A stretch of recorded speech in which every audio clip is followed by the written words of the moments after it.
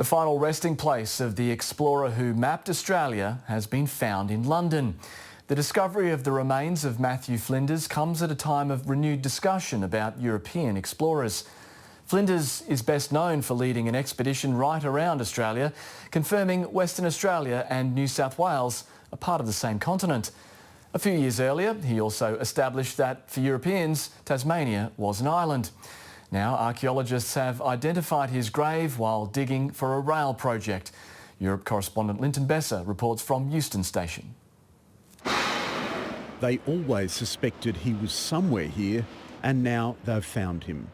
Captain Matthew Flinders, the English navigator who in the early 19th century first traced Australia's coastline. When we discovered his grave with a lead breastplate with his name on it. I mean, it doesn't get much better than that.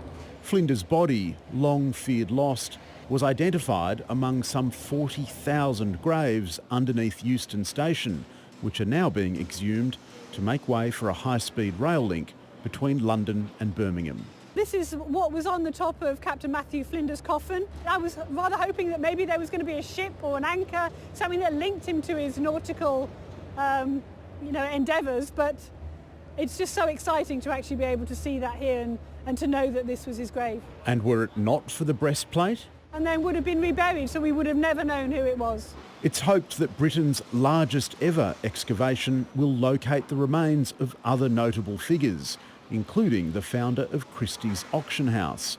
But Flinders is the star attraction.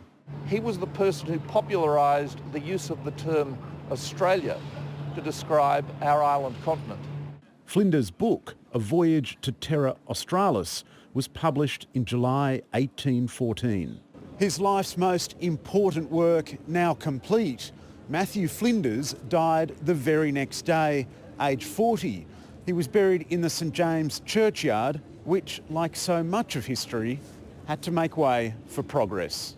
Flinders' body will now be reinterred with the rest of the occupants of the old St James cemetery at a location yet to be announced. Linton Besser, ABC News, London.